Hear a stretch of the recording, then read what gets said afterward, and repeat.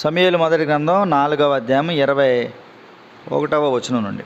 దేవుని మందసము పట్టబడినదనే సంగతిని తన మామయు పెనిమిటియు చనిపోయిన సంగతిని తెలుసుకొని ప్రభావము ఇశ్రాయేలులో నుండి పోయినని చెప్పి తన బిడ్డకు ఈకాబోదు అని పేరు పెట్టెను.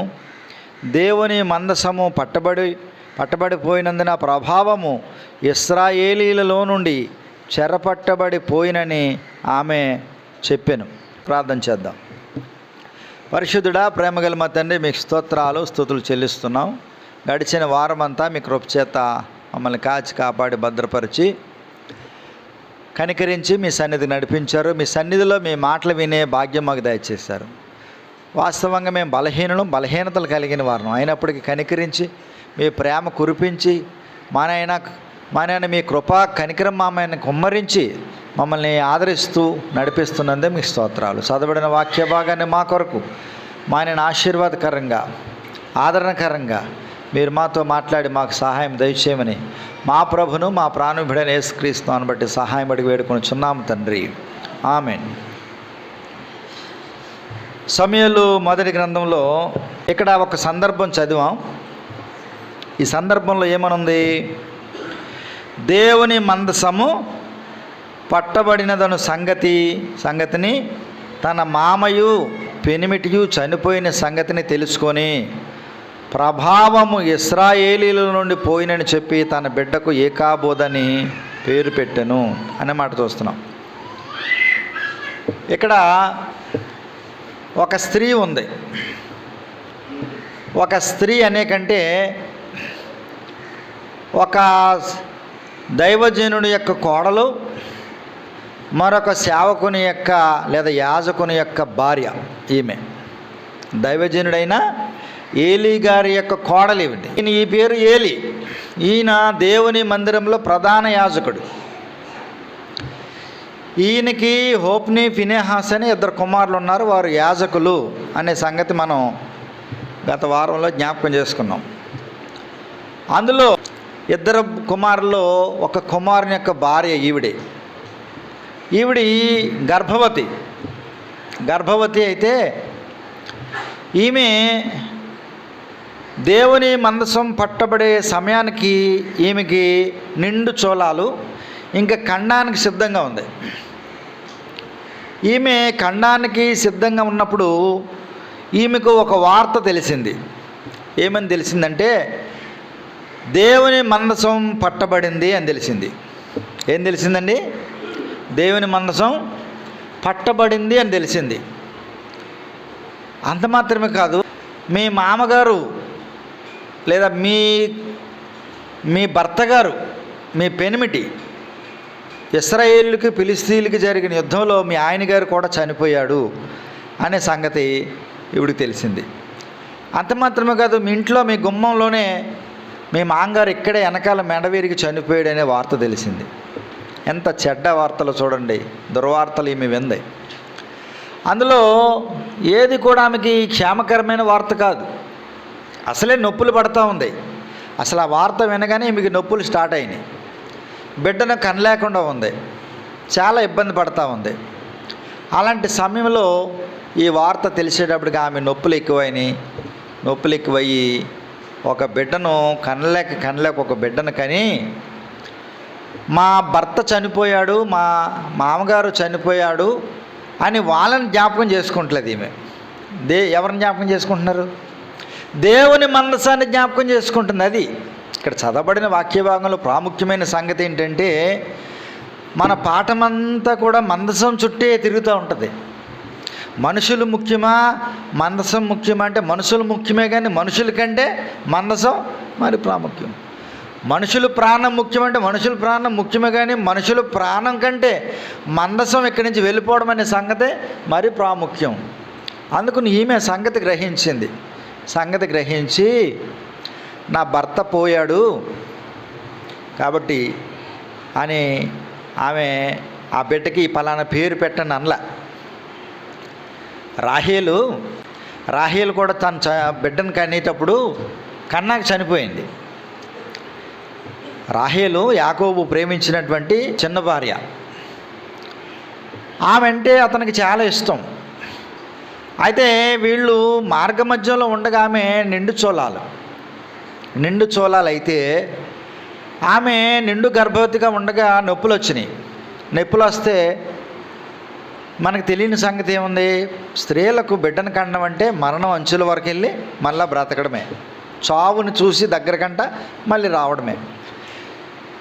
పూర్వకాలం వైద్యం అందక లేకపోతే సరైన సదుపాయాలు లేక చనిపోయేవారు, చాలామంది చనిపోయేవారు. అలాగా పూర్వకాలం బైబిల్ కాలంలో కూడా చనిపోయారు, మన పూర్వీకుల కాలంలో కూడా చాలామంది కనలేక చనిపోయిన వారు చాలామంది ఉన్నారు. ఈ అమ్మాయి ఎందుకు చనిపోయారంటే బిడ్డను కానీ చనిపోయిందని అనేవారు. కొంతమంది అయితే బిడ్డను కంటూ బిడ్డ చనిపోయారు, తల్లి కూడా చనిపోయింది అనేవారు. ఎందుకంటే ఇప్పుడంటే ఆపరేషన్లు వచ్చినాయి కాబట్టి శస్త్రచికిత్స చేసి ఆపరేషన్ చేసి బిడ్డనే తల్లిని వేరు చేస్తున్నారు, క్షేమంగా ఉంటున్నారు చాలా మటుకి. ఆ దినాల్లో మరింతటి వైద్య సదుపాయం లేదు, ఆపరేషన్స్ లేవు కాబట్టి ఆమెకు బలముండి నొప్పులు ఇవ్వగలిగి కంటే ఆమె మరణించి మళ్ళీ బ్రతికినట్టే లెక్క. చావు దగ్గరికంట వెళ్ళి మరలా బ్రతికినట్టే లెక్క. బిడ్డను కన్నంటనే ఒక్కసారి ఊపిరి పీల్చుకుని ఆమె తేరుకొని బ్రతికితేది లేత లేదు. రాహేలు అలాగే బిడ్డను కంటూ చిన్న బిడ్డను కని వానికి బెనోన్ అని నోరు అలా ఆగిపోయింది, చచ్చిపోయింది అంతే. ఏమందండి వాడికి? ఏమంది? బెనోన్ అని నోరు అలాగే ఆగిపోయి చనిపోయింది. అక్కడ ఆగిపోయి అంతటి ఆగిపోయి కళ్ళు అలా మూసేసింది, ప్రాణం వదిలేసింది.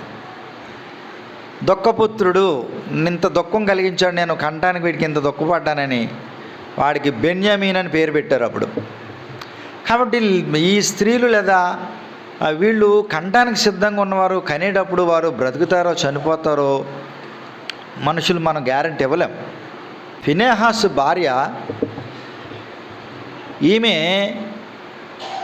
ఆ యుద్ధం ఫిలిస్తీన్లకి ఇశ్రాయేలుకి యుద్ధం జరిగే సమయంలో ఈమె నిండు గర్భవతిగా ఉండగా యుద్ధం జరుగుతుంది. యుద్ధం జరుగుతూ ఉంటే ఏం జరుగుద్దో, ఇశ్రాయేలు ప్రజలు జయం పొందుతారా అపజయం పొందుతారా తెలియదు. ఎందుకని? అప్పటికే వాళ్ళు చాలామంది చనిపోయారు. ముందు వెళ్తే 4,000 మంది చనిపోయారు. యుద్ధానికి వెళ్తే ఎంతమంది చనిపోయారండి? 4,000 మంది చనిపోయారు. వీళ్ళకి ఒక ఐడియా వచ్చింది. ఏమన్నారు? అబ్బాయి ఎలా కాదు, దేవుని మందసం పట్టుకొస్తే మనకు విజయం వస్తుంది అని. మందసం ఎక్కడుంది? మందిరంలో ఉంది, షిలోహలో ఉంది. ఆ మందసం తోలుకురండి ఇక్కడికి, యుద్ధ భూమిలోకి పట్టుకొస్తే మనం జయం పొందుతామని చెప్పేసి ఆ దేవుని మందసాన్ని యుద్ధం చేసేవారు మధ్యకు పట్టుకొచ్చి వీళ్ళకి ఎంత ఆనందం వచ్చిందంటే, ఇక మందసం వచ్చింది, మనకి విజయం వచ్చేసినట్టే. ఓ సంభ్రమాశ్చర్యాలతో ఆకాశం అంటేలాగా వీళ్ళ కేకలు బొబ్బలు పెట్టారు. వీళ్ళ దేవునిలో లేకుండా దేవుని మందసం ఉన్న మందసం వారిని ఆదరించలేదు. అప్పుడు 30,000 మంది చనిపోయారు. చూడండి 4వ అధ్యాయము 2వ వచనం చదువుదాం ముందు. ఫిలిష్తీయులు ఇశ్రాయేలు మీద తమ్మును యుద్ధ పంక్తులుగా తీర్చుకొనగా వారు యుద్ధంలో కలిసినప్పుడు ఇశ్రాయేలు ఫిలిష్తీయులు ఎదుట ఓడిపోయి యుద్ధ భూములను ఎక్కువ తక్కువ 4,000 మంది ఎంతమంది చనిపోయారు? ఇశ్రాయేల్ ప్రజలు ఎప్పుడైనా ఓడిపోవడం ఉందంటే వాళ్ళు ఎప్పుడు ఓడిపోవడం లేదు. ఓడిపోవడం అనేది జరగలేదు ఎప్పుడు కూడా. కానీ ఇప్పుడు ఓడిపోయారు. ఎంతమంది చనిపోయారు? 4,000 మంది. 4,000 మంది చనిపోయారు. 4,000 మంది చనిపోయేటోడికి వీళ్ళకి డౌట్ వచ్చింది. ఎందుకు చనిపోయారు మనోళ్ళు అంటే అసలు వాళ్ళ తప్పు వాళ్ళు తెలుసుకోవట్లేదు. ఇక్కడ సేవ సరిగ్గా జరగట్లేదు, సేవకుని కొడుకులు సరిగ్గా లేరు, అసలు సేవకుడే సరిగ్గా లేడు, మనం కూడా సరిగ్గా లేము అనుకోలేదు వాళ్ళు. సమూయేలు మొదటి గ్రంథం వచ్చేటప్పటికి వారికి రాజు లేడు. ఈ స్టార్టింగ్లో న్యాయాధిపతుల గ్రంథంలో ఏమనుంది? ఇశ్రాయేలు ప్రజలకు ఆ దినాల్లో రాజు లేడు, ప్రతి ఒక్కరూ ఎవరు ఇష్టం వచ్చినట్టు వాళ్ళ దారికి తొలగిపోయారనే మాట రాశాడు. వాళ్ళ ఇష్టం వచ్చినట్టున్నారు, యాజకులు వారు ఇష్టం వచ్చినట్టు చేస్తున్నారు, సేవకుడు కూడా అలాగే ఉన్నాడు. అలాంటి పరిస్థితుల్లో వాళ్ళు ఉన్నారు. ఒకళ్ళిద్దరు భక్తి కలిగిన వాళ్ళు తప్ప మిగిలిన వాళ్ళందరూ కూడా చెడిపోయారు. వాళ్ళు చెడిపోయినప్పుడు వాళ్ళ బాగు చేసుకుంటూ మానేసేసి ఏమంటున్నారు? దేవుని మందసాన్ని ఇక్కడ పట్టరండి, నువ్వు వెళ్ళి దేవుని దగ్గర మోకరించరాదా? ఆ పని చేయట్లా. చాలామంది రాజులు యుద్ధం చేసినప్పుడు వాళ్ళకి సమస్యలు వచ్చినప్పుడు బైబిల్ గ్రంథంలో కూడా వాళ్ళు ఏం చేసేవారు, దేవుని దగ్గరికి వెళ్ళి ఆ మందిరంలో పడి మొరపెడితే దేవుడు అభయం ఇచ్చేవాడిని రక్షించేవాడు, వీళ్ళ పక్షాన దేవుడే యుద్ధం చేసేవాడు. అలాంటిది వీళ్ళు ఏం చేస్తున్నారంటే వాళ్ళ తప్పును సరిదిద్దుకోవడానికి బదులుగా దేవుని మనసు మన దగ్గర తెచ్చేస్తే మనకు విజయం వచ్చేది అనుకున్నారు. వచ్చేసిందంటే విజయం వచ్చిందని చెప్పేసి కేకలు బొబ్బలు పెట్టేసి ఇంకేమీ లేదు, మందే విజయం అని కేకలు వేసేస్తున్నారు అంతే. ఇప్పుడు బైబిల్ ఉంటే మన చేతిలో అన్నీ జరుగుతాయనే లేదు. బైబిల్ ప్రకారం మనం జీవిస్తేనే మన జీవితంలో అవి జరుగుతాయి. అందుకని బైబిల్ ఉంది కదండి అంటే జరగదు. బైబిల్ ఎత్తుకుని నడిచినంత మాత్రానే మన జీవితంలో మేలు జరగాలని ఏమీ లేదు. బైబిల్ చెప్పినట్టు నడిస్తే దేవుడు మేలు చేస్తాడు. బైబిల్ మొయ్యాలి, బైబిల్ ఎత్తుకునే నడవాలి. కానీ బైబిల్ ఎత్తుకుని నడుస్తూ బైబిల్ చెప్పిన ప్రకారం జీవిస్తే అది జరుగుతుంది తప్ప బైబిల్ చెప్పినట్టుగా లేకపోతే దేవుని వాక్యం చెప్పినట్టుగా మనం జీవించకుండా మన తప్పులు మన అతిక్రమాలు మనం సరిచేసుకోకుండా మరి బైబిల్ దగ్గరెట్టుకోవడం లేకపోతే తల కింద పెట్టుకోవడం లేకపోతే బైబిల్ పెట్టుకుని ప్రార్థన చేయటం ఏం చేసినా జరగదంతే. ఎందుకు జరగదంటే అసలు ముందు ఇక్కడ కార్యం జరగాలి కదా. ఇది జరగకుండా బైబిల్ తెచ్చుకున్న దేవుని మనసును తెచ్చుకున్న దేవుడు విజయమేమి ఇవ్వడు. అక్కడ జరిగింది అదే. ఏం జరిగింది? తప్పేమో ప్రజల్లో ఉంది, వీళ్ళు ఏం చేస్తున్నారంటే పై పూతగా మందు వేస్తున్నారు. లోపల ఉంది రోగం, అసలైన రోగం లోపల ఉందండి. పైన పాండ్స్ పౌడర్ తెచ్చి రాస్తున్నాం అనుకోండి, లేదా ఏదో పౌడర్ రాస్తున్నాం, తగ్గుద్దా? తగ్గదు. అలాగే తప్పేమో ఇశ్రాయేలు ప్రజల్లో ఉంది, దేవుని సేవకుల్లోనే తప్పు ఉంది, యాజకత్వం చేసినండి యాజకుల్లోనే తప్పు ఉన్నప్పుడు వీళ్ళు దాన్ని సరిచేద్దాం మానేశారు. అసలు ఎందుకుని ఇలా జరుగుతుంది అనేది ఆలోచన చేయట్లా.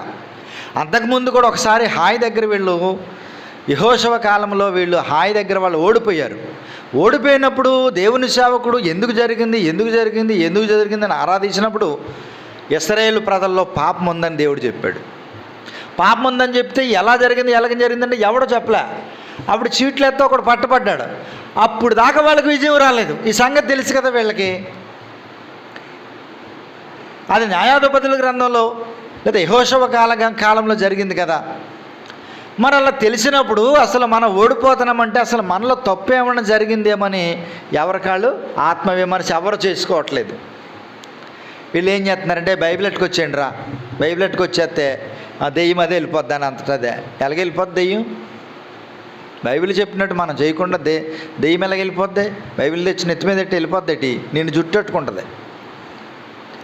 కాబట్టి ఇప్పుడు మందసాన్ని పట్టుకొస్తున్నారు వీళ్ళు. మందసం పట్టుకొస్తే మనకి విజయం వస్తుందని తెచ్చి ఇక మందసం వచ్చింది కాబట్టి మనం నెగ్గినట్లే అని పెద్ద పెద్ద కేకలు, వీళ్ళు కేకలు చూస్తే ఎక్కడో ఆకాశాన్ని అంటే అతనండి చాలా పెద్ద పెద్ద కేకలు వేశారు. కేకలు వేస్తే మళ్ళా యుద్ధానికి వెళ్ళారు. ఇప్పుడు ఎవరు గెలిచారు? మరలా ఫిలిష్తీయులే గెలిచారు. ఇప్పుడు ఎంతమంది చనిపోయారు చూడండి, అక్కడ చూడండి 10వ వచనం. ఫిలిష్తీయులు యుద్ధము చేయగా ఇశ్రాయేలు ఓడిపోయి అందరూ తమ డేరాలకు పరిగెత్తి వచ్చిరి. ఎలాగొచ్చారండి? ఇశ్రాయేలు ఏం చేశారు? నెగ్గారు, ఓడిపోయారా? డేరాలకు పరిగెట్టారంట ఒక్కొక్కడును. ఇశ్రాయేలు ప్రజలంటే చాలా ధైర్యవంతులు. అలాంటిది వాళ్ళు డేరాలకు పరిగెట్టారు. ఇప్పుడు మందసాన్ని అక్కడ వదిలిపెట్టేశారు.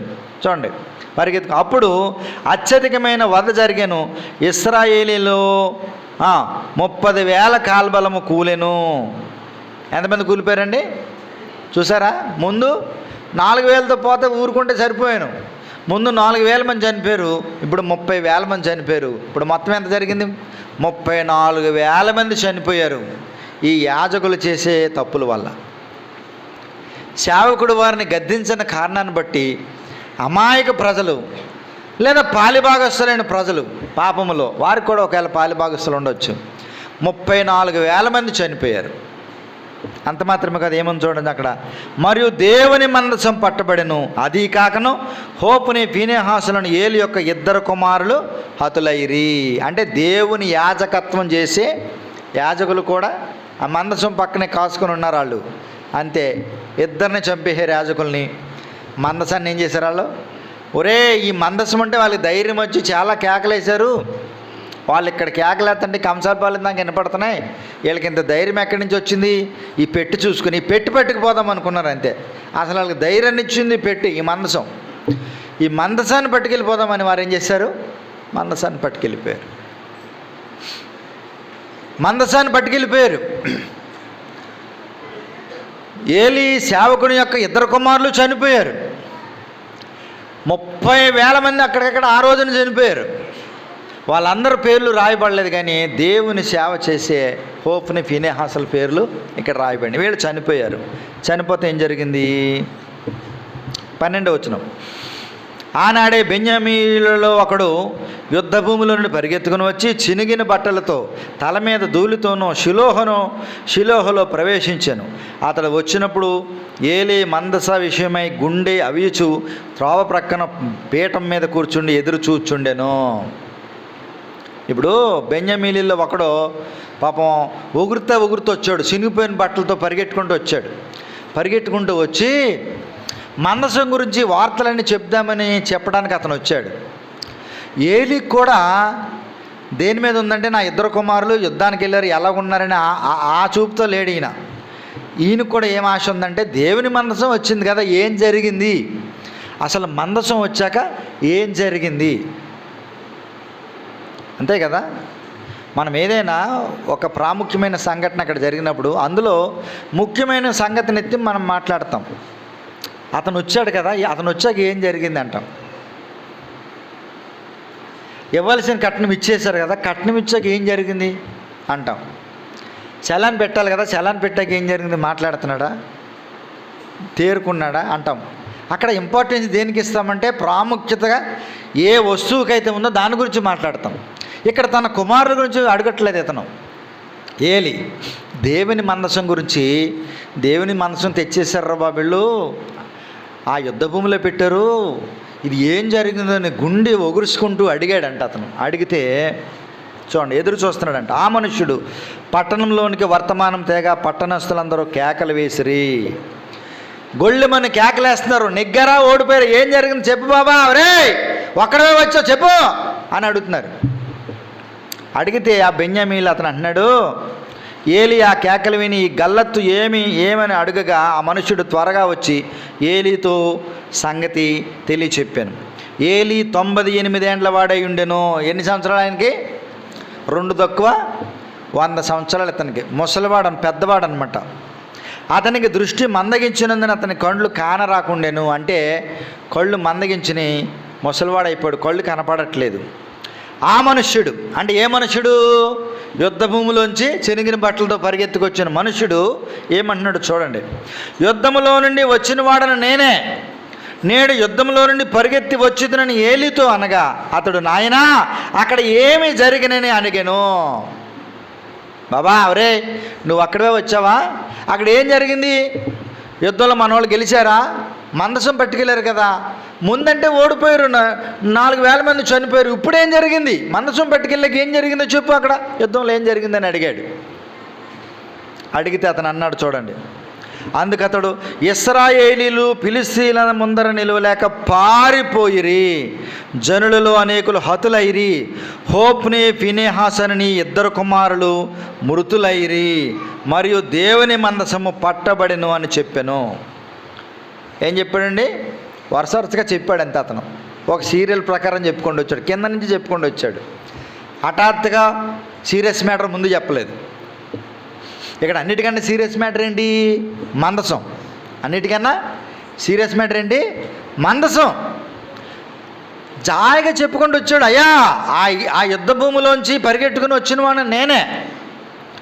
ఆ ఇశ్రాయేలుకి ఫిలిష్తీయులు జరిగిన యుద్ధంలో మనల్ని ఓడిపోవడమే కదా, ఒక్కొక్కడు గుడారాలకు డేరాల్లోకి పారిపోయారు. అక్కడ నిలబడిన వాళ్ళు చాలామంది చచ్చిపోయారు. ఎంతమంది చచ్చిపోయారు అంటే 30,000 మంది చచ్చిపోయారు. మీరు ఏమనుకోనంటే ఇంకో మాట చెప్తాను, మీ గుండెని గట్టిగా పట్టుకోండి, మీ 2 కుమారులు కూడా చనిపోయారు. ఇంకొక బలమైన మాట చెప్తున్నాను, దేవుని మందసం కూడా పట్టబడింది అన్నాడు. దేవుని మందసం కూడా పట్టబడింది అన్నాడు. అన్నప్పుడు చూడండి, అతను ఎలా స్పందించాడు చూద్దాం. 18వ వచనం. దేవుని మందసమను మాట అతడు పలుకగానే ఏలి ద్వారము దగ్గరనున్న పీఠం మీద నుండి వెనకకు పడి మెడ విరిగి చనిపోయెను. ఏలి అనగా అతడు వృద్ధుడై బహుస్థూలదేహి అయి ఉండెను. చూసారా ఏం జరిగిందండి? అయ్యా, ఇశ్రాయేలీయులు ఫిలిష్తీయుల మీద ఓడిపోయారు, నెగ్గలేదు అన్నప్పుడు ఇతనికి ఏం అవలా. మన ఇశ్రాయేలీయులు చాలామంది గుడారోళ్ళకి పారిపోయారు అన్నప్పుడు కూడా ఇతనికి ఏం అవలా. మన ఇశ్రాయేలులో ఒక 30,000 మంది సుమారు చనిపోయారు అన్నప్పుడు కూడా ఇతనికి ఏం అవ్వలేదు. మీ 2 కుమారులు హోప్ని ఫినెహాస్ అనేవాళ్ళు చనిపోయారు. కొడుకులు చచ్చిపోయారంటే ఎంత బాధ అండి. యుద్ధంలో జ్వరం వచ్చి నీరసం పడి ఒక 6 రోజుల చనిపోతారా, ఒక నెల లంకనాలు చేసి చనిపోతారా? యుద్ధంలో అంటే ఏంటి? అతి దారుణంగా అతి కిరాతకంగా చంపుతారు యుద్ధంలో. చంపేటప్పుడు మారణాయుధాలతో, కత్తులతో, బాణాలతో కొట్టి చనిపోయే వరకు తెగేసి మరీ చంపుతారు. అది కాలు తెగుద్దో, చెయ్యి తెగుద్దో, పీకే తెగుద్దో తెలియదు ఎవరికని. ఆ కత్తి ఖడ్గం ముఖం మీద ఎక్కడి నుంచి కొడతాడో మనకు తెలియదు. ఆడి సగం తలకాయ 2 పిచ్చులు అవుద్దో, ఆడి నడిమికి బద్దలు కొడతాడో, ఎక్కడ పొడుస్తాడో ఎవడికి తెలియదు. ఎలా చనిపోతాడో ఎవడికి తెలియదు. అలాంటిది 2 కొడుకులు చనిపోయారంటే అతను కొడుకుల గురించి ఆలోచించట్లేదు, కానీ అసలు తర్వాత దేవుని మందసం అనే మాట నోటి నుంచి వచ్చిందంతే. ఆ మాట కూడా పూర్తిగా వినిపించుకోలేదు అతను. దేవుని మందసం పట్టబడిందని చెప్పబోయాడంతే. ఇతనికి హార్ట్ స్ట్రోక్ వచ్చి వెనక్కి తిరిగి పడిపోయాడు. వెనక్కి తిరిగి మెడ విరిగి ఇంకా దాన్ని తట్టుకోలేక ఇంకా ఒకటొకటి వింటా ఉన్నాడు. చివరిగా మందసం కూడా పట్టబడింది అన్నప్పుడు ఇంకా ఆ మాట విన్నాడు. అతను 98 సంవత్సరాల వృద్ధుడు, సేవకుడు. అతను స్థూలదేహుడు, అంటే చాలా ఒళ్ళుంది అతనికి. అందుకునే సమూయేలు అతనికి పరిచారం చేసేవాడు. అలాంటి వాడు మెడ విరిగి వెనక్కి తిరిగి పడి చనిపోయాడు. ఈ వార్త అప్పుడు ఎవరికి తెలిసింది? 19వ వచనం చదువుదాం.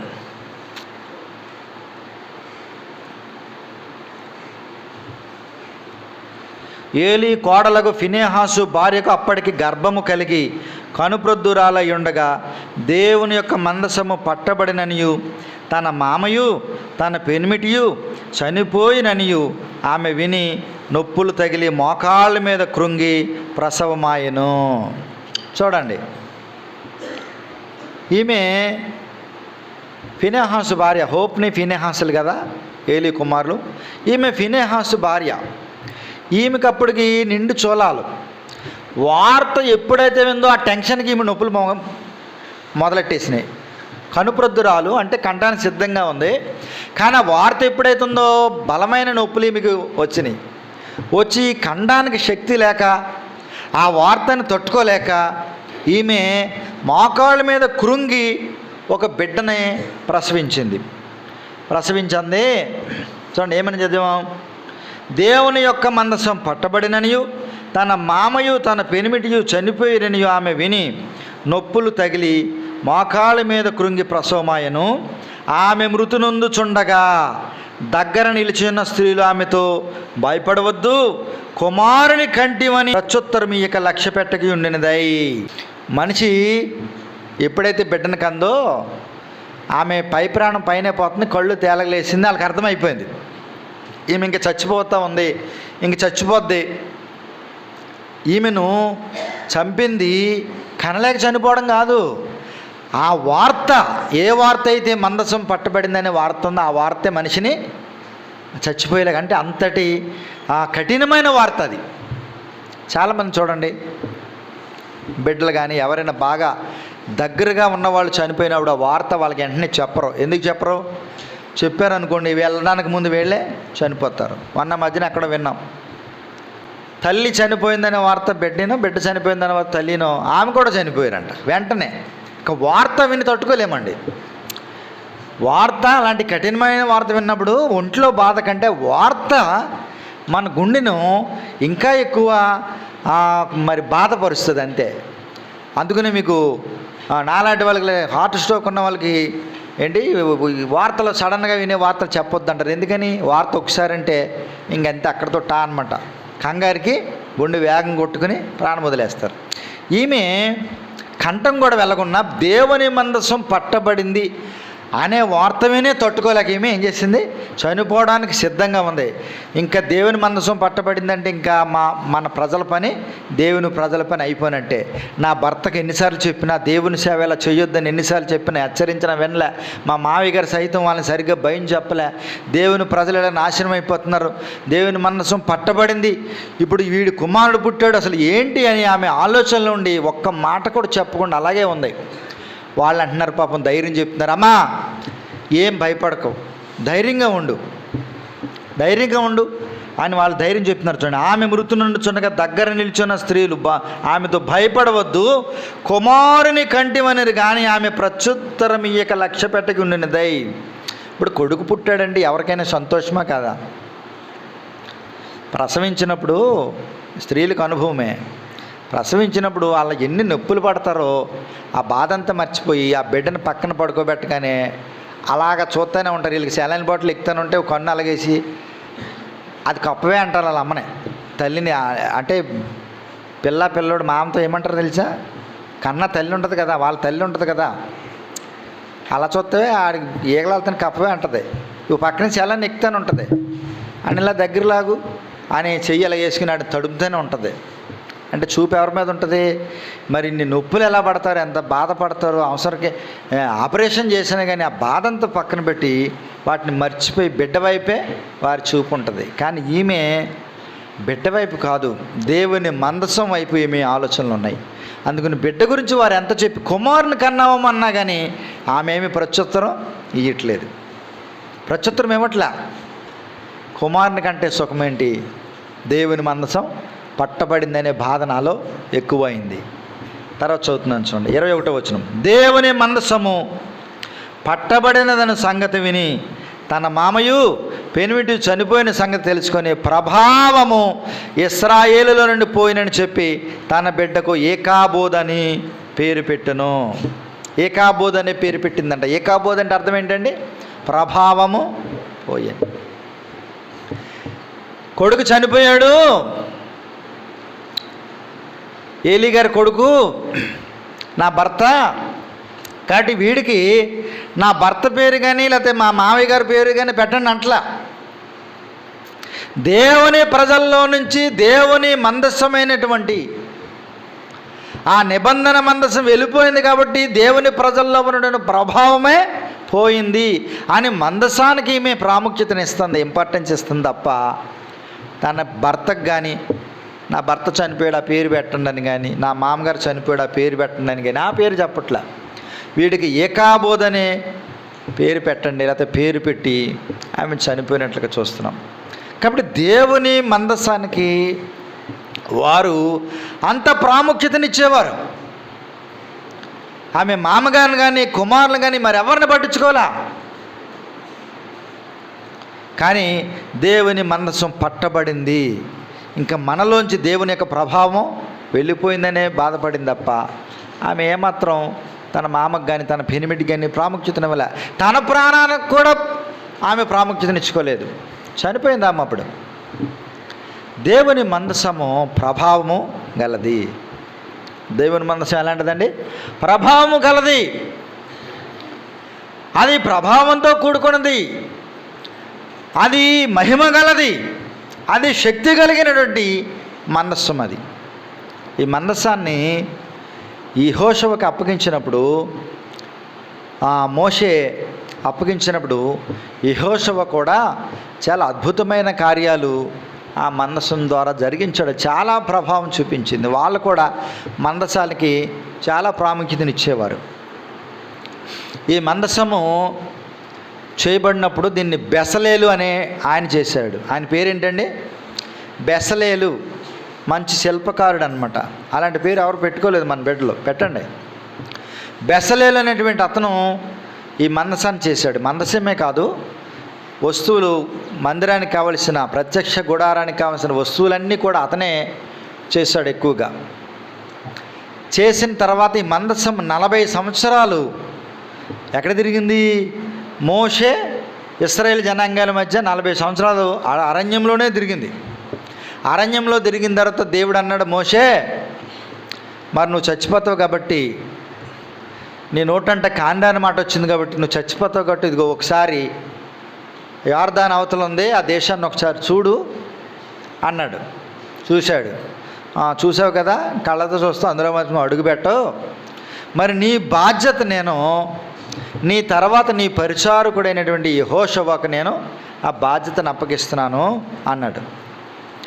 బాధ్యతను అప్పగించినప్పుడు మోషే అప్పటికి తర్వాత బ్రతుకున్నాడు. తర్వాత మోషే కూడా చనిపోయాడు, వాళ్ళ అన్నయ్య గారు అంతకుముందు చనిపోయాడు. అంత మాత్రమే కాదు, ఈ మందసము యెహోషువ చేతికి వచ్చేటప్పటికి ఇశ్రాయేలు ప్రజల్లో ఐగుప్తు నుంచి బయలుదేరిన వారు వచ్చిన వారు అందరూ చనిపోయారు. అక్కడ ఈ 40 సంవత్సరాలు ఎంతమంది చనిపోయారండి? ఎవరైతే ఐగుప్తులో నుండి బయలుదేరి వచ్చారో అందరూ చనిపోయారు, ఇద్దరు తప్ప. ఎవరాళ్ళు? యెహోషువ, కాలేబు, వీళ్ళిద్దరు తప్ప ఇక ఎవరు లేరు. మోషే చనిపోయాడు, మోషే అన్నగారు చనిపోయాడు, ఇశ్రాయేల్ పెద్దలు వాళ్ళందరూ చనిపోయారు.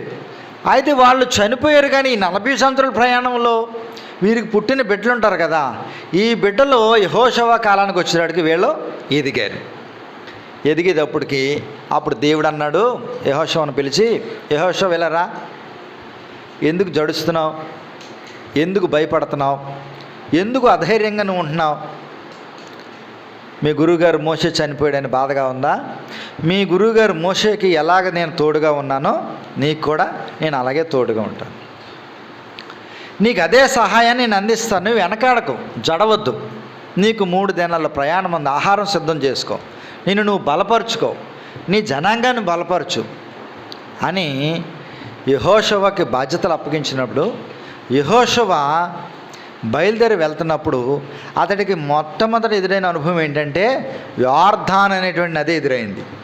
ఏమి ఎదురైందండి? ఇప్పుడు అతనికి అప్పుడే పగ్గాల చేతికి పట్టుకున్నాడు అనుకోవాలని చెప్పాలంటే న్యాయాధికారం లేదా వాడు నడిపించే నాయకత్వాన్ని అతని చేతులకు వచ్చినప్పుడు వెంటనే అతనికి ఒక కఠినమైన సమస్య ఎదురైంది. ఏంట సమస్య అంటే యోర్దాను నది అడ్డంగా వచ్చింది. అడ్డంగా వచ్చినప్పుడు అతను ఏమీ ధైర్యం చెడిపోలేదు. ఒకసారి ఫ్లాష్ బ్యాక్ వేసుకున్నాడు, రివుడ్ అని వెనక్కి వేసుకున్నాడు. మోషే నడిపించినప్పుడు ఏమడ్డం వచ్చింది వాళ్ళకి? ఏమడ్డం వచ్చిందమ్మా? ఎర్ర సముద్రం అడ్డు వచ్చింది. మా గురువుగారు ఏం చేశారు? ఎర్ర సముద్రం వచ్చాను, ఏడితే వెనక్కి వెళ్ళిపోయాడా? దేవునికి మొరపెట్టి ఎర్ర సముద్రాన్ని 2 పాయలుగా చేశాడు. 6 నెలల మీద ఇశ్రాయేలు జనాంగాన్ని నడిపించాడు. ఇప్పుడు ఆ జనాంగం అంతా చనిపోయారు, ఇప్పుడు కొత్త జన్మేళ్ళు. మరి ఏం చేయాలి నేను? అప్పుడు ఈయన కూడా మరి మోషేలాగానే యోర్దాను నదిని చేల్చగలిగాడు. ఎలా చేల్చగలిగాడంటే ఆపగలిగాడు అనమాట.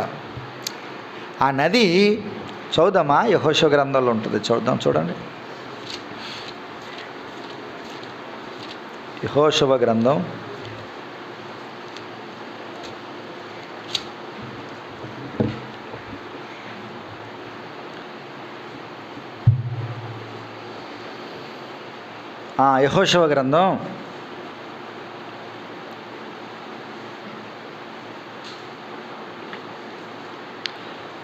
3:13 చదువుదాం చూడండి.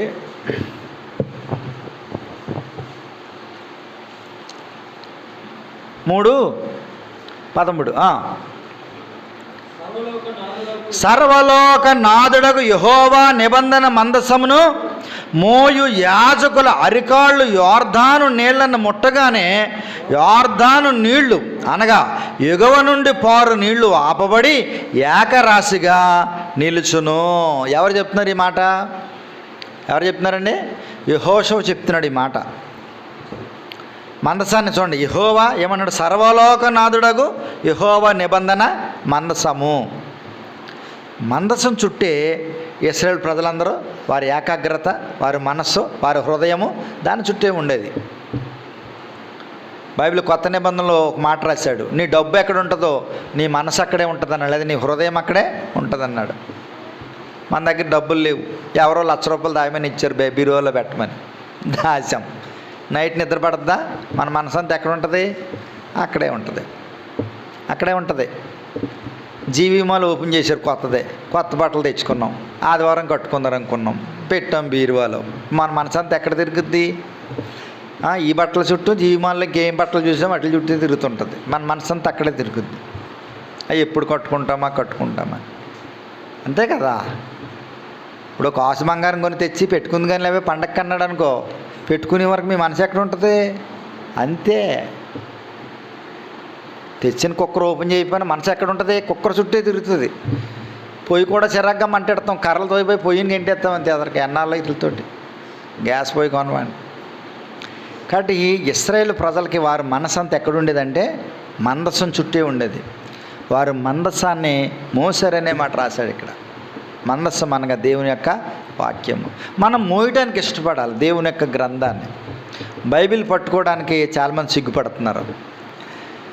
ఇంతింత బైబిళ్ళు, ఇంకా చిన్న బైబిళ్ళు. కొంతమంది అయితే బైబిల్ వద్దులండి, సెల్లో ఉంది బైబిల్ అంటున్నారు. సెల్లో బైబిలే కాదు, సకల చెత్త కూడా ఉంటుంది అందులో. ఇది ఒక ప్రత్యేకమైనది, పరిశుద్ధమైనది. దీన్ని సంతోషంగా మోయడానికి మనం ఇష్టపడాలి. ఇలా పట్టుకోవాలండి, హృదయాన్ని దగ్గరగా పెట్టుకోవాలి. అక్కడే పైన మాట రాశాడు చూడండి, ఎత్తుకుని అనే మాట ఉంటుంది. 6వ వచనం చూడండి, 6వ వచనం 3:6. మీరు నిబంధన మందసమును ఎత్తుకొని ప్రజల ముందర నడువుడని యాజకులకు అతడు సెలవీగా వారు నిబంధన మందసమును ఎత్తుకొని ప్రజల ముందర. మనం ఎవరు? మనం కూడా యాజకులమే. దేవుడు కూడా మనల్ని యాజకులైన పరిశుద్ధ జనంగా దేవుడు చేశాడు. కాబట్టి దీన్ని ఎత్తుకోవడానికి, దీన్ని మోయడానికి మనం ఇష్టపడాలి. దేవుని మందసమైన పరిశుద్ధ గ్రంథాన్ని, వాక్యమనే ఈ గ్రంథాన్ని, వాక్యమై ఉన్న దేవుణ్ణి ఇంకో రకం చెప్పాలంటే మనం ఎత్తుకుని నడవడానికి మనం ఇష్టపడాలి. వాళ్ళ మనసంతా కూడా మందసం చుట్టే తిరిగేదండి. వారు ప్రయత్నం అంతా మందసం చుట్టే. ఇశ్రాయేలు ప్రజలు అందులో నదిలో మరి వెళ్ళారండి. ఇశ్రాయేలు ప్రజలు నదిలో వెళ్ళగానే ఆయన రాయలేదు అక్కడ ఏమని రాశారు? సర్వలోక నాథుడగు యెహోవా నిబంధన మందసమును మోయి యాజకుల అరికాళ్ళు యార్దాను నీళ్లను ముట్టగానే యార్దాను నీళ్లు అనగా ఎగువ నుండి పోరు నీళ్లు ఆపబడి ఏకరాశిగా నిలుచును. కోతకాలం అంతయు యార్దాను దాని గట్ల మీద పొర్లిపోరును. నిబంధన మందసము యాజకులు జనులకు ముందు వెళ్ళగా యోర్దాను దాటుటకై జనులు తమ గుడారములను బయలుదేరి. చూడండి, అది కోతకాల సమయంలో. ఏమండి, మొన్నటిదాకా గోదావరి ఎలా ప్రవహించింది? గొట్లకి అంచుకుని అంచులు గంటునంతగా ప్రవహించింది. వర్షాలు ఎక్కువ కురిచినప్పుడు ఎగువన నీళ్లు కురిచినప్పుడు గోదావరి ఎలాగెళ్తుంది? అంచుల మట్టుకు వెళ్ళిపోద్ది. మనం అక్కడికి వెళ్ళి ఆపహా అని చెప్పేసి చెక్క ముక్క అట్టుకెళ్ళి ఆపితే ఉంటుందా? చెక్క ముక్క కాదు, చెక్క ముక్క పడి మనం కూడా కొట్టుకుని పోతాం. గోదావరి లేదా ఒక నదిని ఆపడం మన తరమా? ఈ మందసము ఎంత ప్రభావం గలదంటే, ఎంత శక్తివంతమైందంటే, ఆ మందసాన్ని యాజకులు ఎత్తుకొని ఆ నదిలోకి అలా అడుగు పెట్టగానే అరికాళ్ళు నీళ్ళకి తగలగానే ఎగువ నుంచి పారే నీళ్లు అలా ఏకరాశిగా నిలబడతాయంట. ఏకరాశి అంటే ఐసుగడ్డ అనమాట, ఒకే రాశి. ఇది ఎంత అద్భుతం అండి! ఇది సృష్టిలో ఎక్కడ ఇలాంటి అద్భుతం జరగలేదు. ఒక్క మోషే ద్వారా ఎర్ర సముద్రం దగ్గర జరిగింది. మోషే తర్వాత మోషే పరిచారకుడైనటువంటి లేదా శిష్యుడైనటువంటి యెహోషువ ద్వారా యోర్దాను నది దగ్గర జరుగుతుంది. యాజకులు ఆ మందసాన్ని ఎత్తుకుని అరికాళ్ళు పట్టుకుని ముందు వాళ్ళు వెళ్ళాలి. మందసం అంటే ఒక పెట్టు అనుకున్నాం కదా, ఒక పల్లకి లాంటిది అనుకున్నాం కదా, దానికి మోతకర్రలు ఉంటాయి. యాజకులు మందసాన్ని మోసుకుని ముందెళ్ళి ఆ అరికాళ్ళు అలాగా నీళ్ళలో పెట్టగానే నీళ్ళు అలా ఆగిపోని ఈ నీళ్ళు ఇలా వెళ్ళిపోయి పైనుంచి ఇలా పారుతుంది కదా, గొట్లు మటుకు వెళ్తుందంట, అంచుల మటుకు వెళ్తుందంట. అసలు అంచుల మటుకు వెళ్ళే నీళ్ళు ఎలా ఆగుతాయండి? ఒక చెక్క కానీ ఆనకట్ట కానీ, ఇప్పుడు ఈ ధవళేశ్వరం దగ్గర ఉందంటే ఆనకట్టేశారు, ఇనప గేట్లు పెట్టారు కాబట్టి ఆగినాయి నీళ్ళు. అక్కడ గేట్లు ఎత్తితే పోతాయి. కానీ ఏ గేట్లు లేకుండా దేవుని శక్తి, దేవుని మందసం యొక్క ప్రభావం, శక్తి అలాంటిది. ఆ నీళ్లు ఏకరాశికి ఇప్పుడు ఆ గోడ ఎలా నిలబడింది అలా నిలబడితే వీళ్ళు ఇలా వెళ్ళిపోతే తడి ఉండాలి కదా, తడి కూడా లేదంట, ఆరిపోయిందంట నేల. అది గొప్పతనం, దేవుని యొక్క గొప్పతనం. రాశారు చూడండి అక్కడ 15 చదువుదాం. అప్పుడు ఆ మందసం మోయువారు యొర్దానులో దిగిన తరువాత మందసమును మోయు యాజకుల కాళ్ళు నీటి అంచును మునగగానే పైనుండి పోరు నీళ్లు బహుదూరమున సారెదాతాను నద్దనున్న ఆదామను పొరమునకు దగ్గర ఏకరాశిగా వీళ్ళు ఎప్పుడైతే అడుగు పెట్టారో ఆదామనే పురమందంట. ఈ పేరేంటి ఎంత బాగుందో నాకు. ఆదాము గారి పేరు మీద పురం ఉందని. ఆదాము గారి పేరు మీద ఒక పురం, మళ్ళీ ఆదామును గుర్తు చేశారు. నిజంగా ఏకరాశిగా నిలబడిపోయిందంట. లవణ సముద్రమున అరాబా సముద్రమునకు పారునవి బొత్తుగా ఆపబడెను. జనులు ఎరుకో ఎదుట దాటగా యెహోవా నిబంధన మందసమును మోయి యాజకులు యొర్దాను మధ్య ఆరిన నేలను స్థిరముగా నిలిచిరి. ఎక్కడ నిలబడ్డారండి? బందలోన. అప్పుడు వరకు నీళ్లు ప్రవహించిన నీటిలో ఆరిన నేల దొరుకుతుందండి? బంద ఉండదా? బురద అంటుకోదా? దేవుని యొక్క గొప్పతనం అది. దేవుని మందస్సం యొక్క ప్రభావం అలాంటిది. నిలిచారంట. తర్వాత చూడండి, ఇశ్రాయేలు ప్రజలందరూ ఆ నది అవతల దాటి వెళ్ళిపోగానే అప్పుడు ఈ మందసాన్ని ఎత్తుకున్నవారు, పాపం వీళ్ళందరూ వెళ్ళే వరకు మందసాన్ని ఎత్తుకున్నవారు అలాగే ఉన్నారు. నీళ్ళన్నీ ఏకరాశిగా ఉన్నాయి. మిగిలిన జనమంతా అలా ఒడ్డుకి పైకి ఎక్కారు. పైకి ఎక్క అందరూ వెళ్ళిపోయారా? ఇంకెవరిని ఉన్నారా? అందరూ వెళ్ళిపోయారు. ఆవులు వెళ్ళిపోయినాయా? వెళ్ళిపోయినాయి. గొర్రెలు వెళ్ళిపోయినాయా? వెళ్ళిపోయినాయి. మేకలు వెళ్ళిపోయినాయి? వెళ్ళిపోయినాయి. అన్నీ వెళ్ళిపోయినాయి. కోళ్ళు అన్నీ వెళ్ళిపోయినాయి. అందరూ వెళ్ళాక అప్పుడు మరలా ఈ మందసం ఎత్తుకున్నవారు ఏం చేశారండి? మరలా వీళ్ళు కూడా అలా పైకి ఎక్కగానే, అలా గట్టు ఎక్కగానే అప్పుడు మళ్ళీ అక్కడ నీళ్ళన్నీ మళ్ళీ వదిలే. దేవుడు దాన్ని వదిలేటికి మళ్ళా ఎప్పుడు మామూలు గట్లు అంచుల మటుకు ప్రవహించిందంటే ఎంత అద్భుతం అండి. అంత శక్తి ఆ మందసం అందులో అడుగు పెట్టగానే అంత శక్తి వచ్చింది.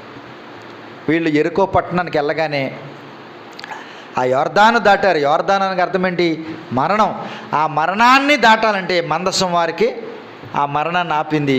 వీరు పైకెక్కగానే మరలా మందసం పైకెక్కగానే ఆ నది మామూలుగా ప్రవహించింది. అలా వెళ్ళారో లేదో అక్కడ ఎరుకో పట్టణం ఉంది. వాళ్ళు అన్నారు తలుపులు వేసేసారు. తలుపులు అంటే మన ఇంటి తలుపులు కాదు. ఎరుకో పట్టణానికి చుట్టూ పెద్ద ప్రహరీ గోడ ఉంటుంది. ఎరుకో గోడ ఉంటుంది. అక్కడే మన అమ్మగారు రాహాబ్ అనే స్త్రీ, ఆవిడ అక్కడ ఇల్లు వేసుకుంది ఆ ప్రహరీ గోడ మీద. అక్కడికే పంపించాడు 2 వేగుల వారిని అంతకుముందే యెహోషువ. ఆ ఊరు ఎలా పట్టణం వెళ్ళడంతో చూసిరండి అబ్బాయిని పంపించాడు. ఆమె వారికి ఉపకారం చేసింది. ఇప్పుడు ఆ పట్టణానికి వెళ్దామన్నడికి వార్తలకు తెలిసిపోయి ఆ పట్టణము గవులన్నీ మూసుకుని కూర్చున్నారు. వాళ్ళు ఎవడో లోపలికి వెళ్లకుండా బయటికి రాకుండా ఆ ఎరుకోలో ఉన్నటువంటి రాజు బంధించాడు. అప్పుడు వారికి దేవుడు ద్వారా యెహోషువ ఏం సెలవిచ్చాడంటే, ఓ పని చేయండి. అక్కడ కూడా ఏం రాశాడంటే, మందసాన్ని ఎత్తుకోవాలి. ఎత్తుకొని రోజుకు ఒకసారి ఏం చేయాలి? ఒక చుట్టూ తిరగాలి. చుట్టూ తిరిగాక మందసాన్ని ఏం చేయాలి? గుడారంలో ఉంచాలి. మళ్ళీ ఉదయాన్నే మళ్ళీ ఎత్తుకోవాలండి. చూడండి మాట చూద్దాం, చాలా బాగుందన్నమాట. 6వ అధ్యాయము 9వ వచనం చదువుదాం ముందు. యోధులు బోరలు ఊదుచు యాజకులకు ముందుగా నడిచిరి. దండు వెనకడ భాగము మందసము వెంబడి వచ్చెను. యాజకులు వెళ్ళుచు బోర్లను ఊదుచుండిరి. 11వ వచనం చూడండి. అట్లు యెహోవా మందసము ఆ పట్టణము చుట్టూ ఒక మారు దాని చుట్టూ తిరిగిన తరువాత ఆ పాళెములో చొచ్చి రాత్రి పాళెములో గడిపిరి. ఇక్కడ జనం తిరిగారంటున్నారా? మందసం తిరిగింది అంటున్నారు? చెప్పండి ఏమండి. మీరు ఒక రోజుని చాలామంది జనం ఊరు చుట్టూ తిరుగుతారా? అప్పుడు మీరు ఏం పేరు పెడతారు దానికి? జనం తిరిగారంటారా? ఏమండి? బలిచేట తిరిగిందంటారు. గుర్తొచ్చిందా మీకు? ఏం తిరిగిందంటారు? బలిచేట తిరిగిందంటారు. ఊరు జనం అంతా తిరిగారని అంటారు. చెప్పండి. బలిచేట తిరిగిందంటారు. బలిచేట తిరిగింది అంటారు తప్ప ఊరంతా జనం తిరిగారని అని ఎవరో పదం వాడరు. అది అర్థమైంది కదా? ఇక్కడ కూడా రాయబడిన పదం ఏంటంటే, ఎరుకో పట్టణం చుట్టూ జనమంతా తిరిగారు.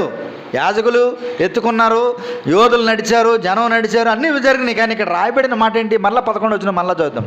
అట్లా యెహోవా మందసము ఆ పట్టణము చుట్టుకొని ఒక మారు దాని చుట్టూ తిరిగిన తర్వాత వారు పాళెములో చొచ్చి రాత్రి పాళెములో గడిపిరి. యెహోవా మందసము చుట్టూ తిరిగిందని రాస్తున్నారు. అది గొప్ప సంగతి అండి. మరలా 12వ వచనం చూడండి. ఉదయమున యెహోషువ లేవగా యాజకులు యెహోవా మందసమును ఎత్తుకొని మోసిరి. ఉదయం లేవగానే ఏం చేస్తున్నారు? యాజకులు యెహోవా మందసాన్ని మోస్తున్నారు. యెహోవా మందసాన్ని ఏం చేస్తున్నారు? వాళ్ళు ఉదయం లేవగానే మోస్తున్నారు. మనం కూడా ఉదయం లేవగానే ఏం చేయాలి? ఇక్కడ పాఠం నేర్చుకోవాలి. ఇప్పుడు రాత్రి ఓ రౌండ్ అవ్వగానే ఏం చేస్తున్నారు? వాళ్ళు పాలెంలోకి వెళ్ళి ఉంటున్నారు. అర్థమైందా? మనం రాత్రికాల సమయంలో ఏదో సమయంలో దేవుని వాక్యాన్ని చదువుకొని పాలెములు అనగా మన గృహాల్లో మనం నిద్రపోతాం.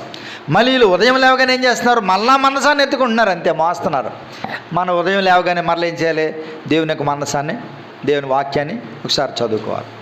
ఒకసారి చదువుకుని మన పని ప్రారంభించుకోవాలి. అది దేవుని యొక్క వాక్య సత్యం చెప్పేది. ఇలాగ అయిన తర్వాత అలా 7 రోజులు తిరిగారు వీళ్ళు. మందసాన్ని ఎత్తుకోవడం, ఓ రౌండ్ వేయడం, పాలెంలో పెట్టేయడం, రెస్ట్లో ఉంటాం. మందసాన్ని తీసుకెళ్ళడం రెండో రోజు, ఓ రౌండ్ వేయడం, ఇలాగా అలా 7 రోజులు తిరిగిన తర్వాత 7వ రోజున ఏం చేశారు? వీళ్ళు 7 మార్లు తిరిగారంట. ఒకే రోజున ఎన్నిసార్లు తిరిగారండి? 7 మార్లు తిరిగారు మందసాన్ని ఎత్తుకుని. 7 మార్లు తిరిగిన తర్వాత 7వ మారు ఏం చేశారంటే, అప్పుడు దాకానేమో సైలెన్స్గా తిరిగారు. అప్పుడు అన్నాడు యెహోషువ, ఈసారి కేకలేయండి అన్నాడు. అంతే. 7వ మారు ఏమన్నాడు? కేకలు వేశారు. వీరు కేకలు వేసినప్పుడు మందసం యొక్క ప్రభావం ఎలాంటిదంటే, ఎరుకో గోడల సహితం, ఎవరో కూల్చలేనటువంటి గోడల సహితం దేవుడు కూల్చివేశాడంతే. ఎరుకో గోడల సహితం దేవుడు కూల్చివేశాడు. వీరందరూ అందులో ప్రవేశించారు. ఒక్క రహాబ్ అనే వేశ్య కుటుంబం తప్ప మిగిలిన వారందరినీ వీళ్ళు యుద్ధంలో సంహరించారు. కాబట్టి మందసము అంత ప్రభావం కలిగింది. యోర్దాను నదిలో నీళ్లను ఆపగలిగింది. యోర్దాను నదిలో ఎప్పుడైతే వారు అరికాలు మోపారో నీళ్ళు అక్కడ రాశిగా నిలబడని. ఆ ఎరుకో చుట్టూ 7 మార్లు, 7 రోజులు ఒక్కొక్క మారు తిరిగిన తర్వాత 7వ రోజు 7 మార్లు తిరిగిన తర్వాత ఆ మందసం ఎదుటనే వారు కేకలు వేసినప్పుడు దేవుడు ఎరుకో గోడలను ఊరికిన గోడలను పిరంగులు పెట్టి పేల్చారేటి. పూర్వకాలం యుద్ధాలు చేస్తే ఏం చేసేవారంటే, ఆ గోడ పగలాలంటే పెద్ద ఫిరంగిలు పెట్టి కూలిస్తే ఇంతంత పెచ్చులుడు పడతాయి ముందు, తర్వాత గోడ కూలుతుంది. లేదంటే ఆ కోటలను ప్రవేశించడం చాలా దుర్లభం. అలాంటి ఎరుకో గోడలు కూలిపోయి. ఇంకో సంగతి ఏంటంటే, అసలు ఆ ఎరుకో గోడ మీద కొన్ని రథాలు వెళ్తాయట, అంత వెడల్పైన గోడది. ఆ ఎరుకో గోడ మీద ఒక ఇల్లు కట్టుకుని అందులో ఉండగలిగినటువంటి వెడల్పు కలిగిన గోడ అది. మనం గోడ కడితే ఎంత కడతాం? 9 అంగుళాలు గోడ కడతాం. ఇప్పుడు 9 కూడా కడతలేదు, 4 అంగుళాలే. 4 అంగుళాలే ఇటుకలా నిలబెట్టి అడ్డం కడితే చాలంటున్నారు. 4 అంగుళాలు గోడకు వచ్చేసారు. ఉండి కొలితే రేకు మొక్క ఎట్టే ఇలాగ ఉన్నారు మనోళ్ళు. అంతే కదా. అసలు గోడ లావున్నట్లే. ఇదివరకు పొలం గొట్టలు వెళ్తే ఆ గొట్టు పక్కన ఆ పక్కన కంది మొక్కలుండి, ఈ పక్కన కంది మొక్కలు, మధ్యలో గొట్టు అంటే నడిచేవాళ్ళు. ఇప్పుడు ఆ పక్క నుంచి ఆడ నరుక్కు వచ్చేస్తున్నాడు గొట్టలు అంకలు, ఈ పక్క నుంచి ఈయన నరుక్కు వచ్చేస్తున్నాడు. గొట్టలు వెళ్ళబోయి ఈయన గొట్టలు అయిపోయినాయి. ఇప్పుడు ఆ పక్కన ఇంత గొట్టు, ఈ పక్కన ఇంత గొట్టు, మధ్యలో బోధుంటే నీళ్ళు వెళ్తుంటే ఆ నీళ్లు తాగుతుంటే ఎంత మధురంగా, చల్లగా, ఆహ్లాదకరంగా ఉండేది. ఆ రోజులు పోని ఇప్పుడు నీళ్ళు తాగాలంటే ఇంటికి వచ్చి తాగుతామే, కొనుక్కుని తాగుతున్నాం మళ్ళీ పైగాని. గొట్టలు లేవు ఇప్పుడు. ఈయన గొట్టలే ఇంత ఆడ నరికేస్తున్నాడు, ఈయన నరికేస్తున్న కాడికి ఇంత గొట్ట ఉంటుంది. వీడి కాలేళ్ళు అందులో పడుతుంది, ఆడు కాలు వచ్చి ఇందులో పడుతుంది. అలాగే పడుతున్నారు ఇప్పుడు. కానీ ఎరుకో గోడ ఎలాంటిదంటే, ఆ గోడ పైన ఒక ఆమె లేదా ఎవరైనా ఒక కుటుంబం నివసించగలిగిన, ఒక ఇల్లు వేసుకోగలిగినటువంటి వెడల్పు కలిగిన గోడ. ఈ ఇశ్రాయేలు ప్రజలు ఎప్పుడైతే మందసం దాని చుట్టూ 7 మార్లు తిప్పి కేకలు వేశారో ఆ గోడ కూల్చివేయబడింది. అంత ప్రభావం కలిగింది ఆ మందసము. కాబట్టి ఇలాంటి మందసము ఎప్పుడైతే పట్టబడిందో, ఈ ఫినెహాసు భార్య పలికిన మాట ఏంటండి? ఇకాబోదు అంది. ఏమందండి? దేవుని ప్రభావము, లేదా ఇశ్రాయేల్లో ఉండి దేవుని ప్రభావం పోయిందంది. ఆ మాట చదువుదాం మళ్ళీ చూడండి రండి. సమూయేలు మొదటి గ్రంథాన్ని 4వ అధ్యాయము 21వ వచనం చదువుతున్నాను. దేవుని మందసము పట్టబడినదను సంగతిని, తన మామయు పెనిమిటియు చనిపోయిన సంగతిని తెలుసుకొని ప్రభావము ఇశ్రాయేలులో నుండి పోయినని చెప్పి తన బిడ్డకు ఏకాబోదు అని పేరు పెట్టెను. చూసారా? నేను చనిపోతున్నాను కానీ ఈ పేరు శాశ్వతంగా ప్రజలకు గుర్తుండాలి. ఎవరైనా కనుక దేవునికి వ్యతిరేకంగా, దేవునికి అయిష్టంగా, దేవునికి ఆయాసకరంగా చేస్తే దేవుని జనుల మధ్యలోంచి దేవుని ప్రభావము వెళ్ళిపోతుంది అనే సందేశాన్ని ఇచ్చి చనిపోయింది ఈవిడ. అనే సందేశాన్ని ఇచ్చి చనిపోయింది. వారి సేవకుడైనా, యాజకుడైనా, దేవుని ప్రజలైనా, మరెవరైనా కానీ దేవునికి వ్యతిరేకంగా, దేవుని గనపరచకుండా అన్యాయంగా అక్రమాలు చేస్తూ, వాళ్ళ గురించి ఏమని రాశారండి? వారు దుర్మార్గులు, మిక్కిలి దుర్మార్గులు అని చదివాం. ఏలీ కుమారులు. అసలు దేవుని ప్రజలు అసహ్యించుకోవడానికి యవనస్తులు కారణమయ్యారని రాశారు అక్కడ బైబిల్ గ్రంథంలో. కాబట్టి దేవునికి ఆయాసకరంగా మనం జీవిస్తే మనలో ఉన్న దేవుని ప్రభావం ఏమైపోద్దండి? పోతుంది అంతే. దేవుని ప్రభావం మనలోకి రావాలి తప్ప మనలోంచి బయటకు పోకూడదు. చాలాసార్లు జ్ఞాపకం చేసుకుంటున్నాం. 12 సంవత్సరాల నుంచి ఒక బలహీనత కలిగిన ఒక స్త్రీ దేవుణ్ణి ముట్టగానే ఏమన్నాడు ఆయన?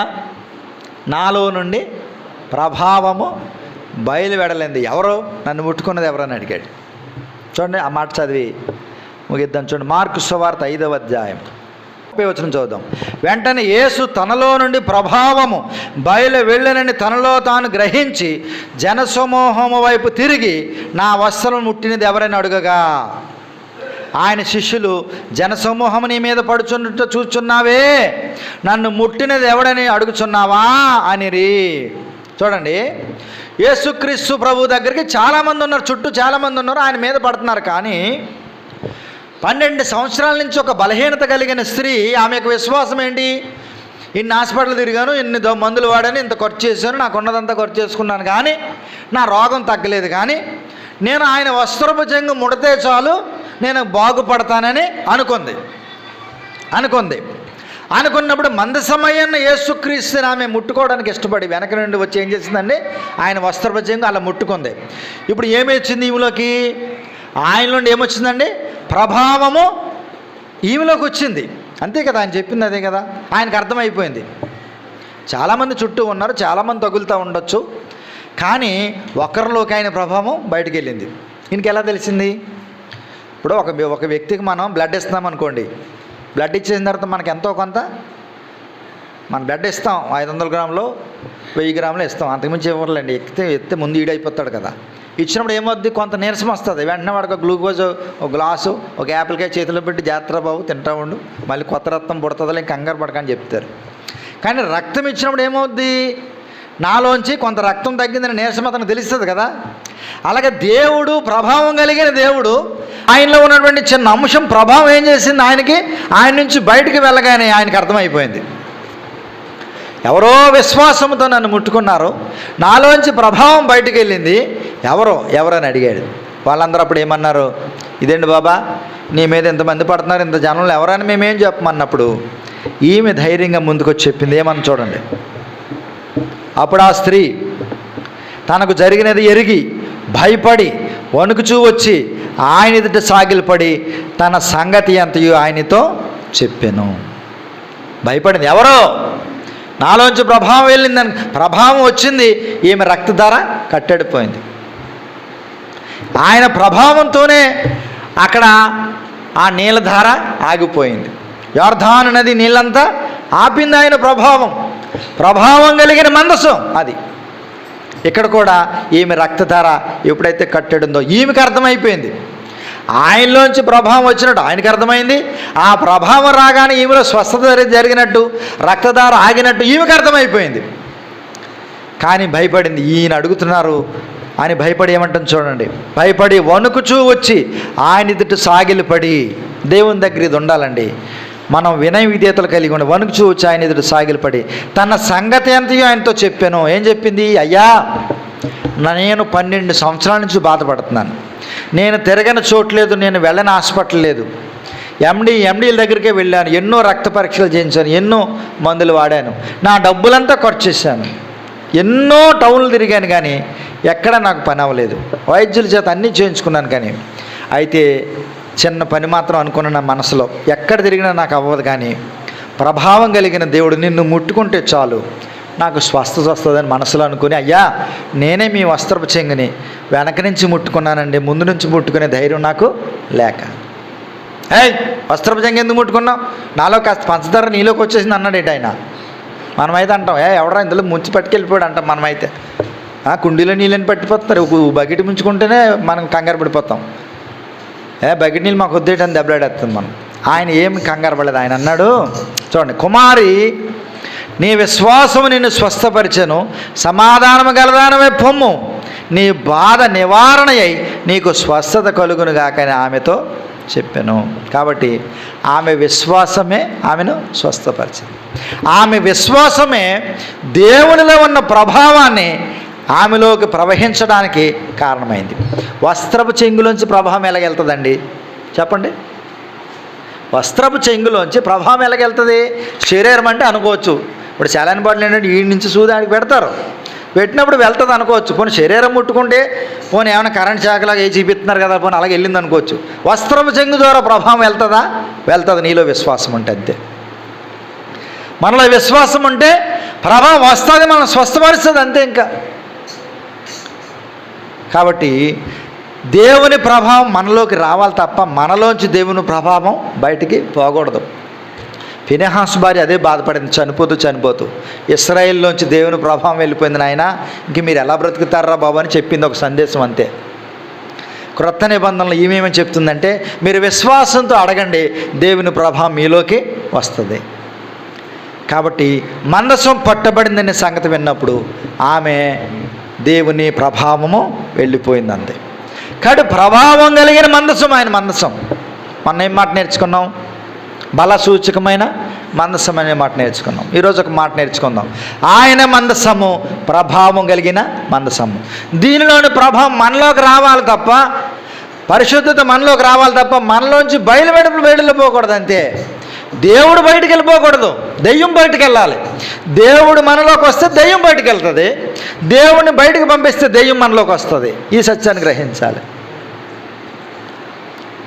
దేవుడు బయట వెయిట్ చేస్తూ ఉంటాడు, ఆహ్వానిస్తావేమో నీలోకి రావడానికని. ఆమె విశ్వాసంతో ఆయన ముట్టుకుంది, ఆయన ప్రభావము ఆమెలోనికి కొంచెం వచ్చింది, ఆమె రోగమంతా నయమైపోయింది. ఆమె మరి బలహీనతంతా పోయింది. కాబట్టి అలాగే విశ్వాసంతో దేవుణ్ణి అడుగుదాం, నమ్మకం ఉంచుదాం. ఎన్ని చేతనంటే ఎరుకో గోడలు కూల్చగలిగిన మందసము, యొర్దాను నదిని ఆపగలిగిన మందసము, ఎన్ని మందులు వాడినా తగ్గని రోగాన్ని తగ్గించగలిగిన ఆ మందసమై ఉన్న దేవుని యొక్క వాక్యము మనల్ని కూడా శుద్ధులుగా చేయగలదు, మనల్ని కూడా ప్రభావవంతులుగా చేయగలదు. మన ప్రభావం కూడా లోకానికి కనపడేలాగా దేవుడు చేయగలడు. దేవుడు తన వాక్యం మన కొరకు దీవించుగాక. వందనాలండి.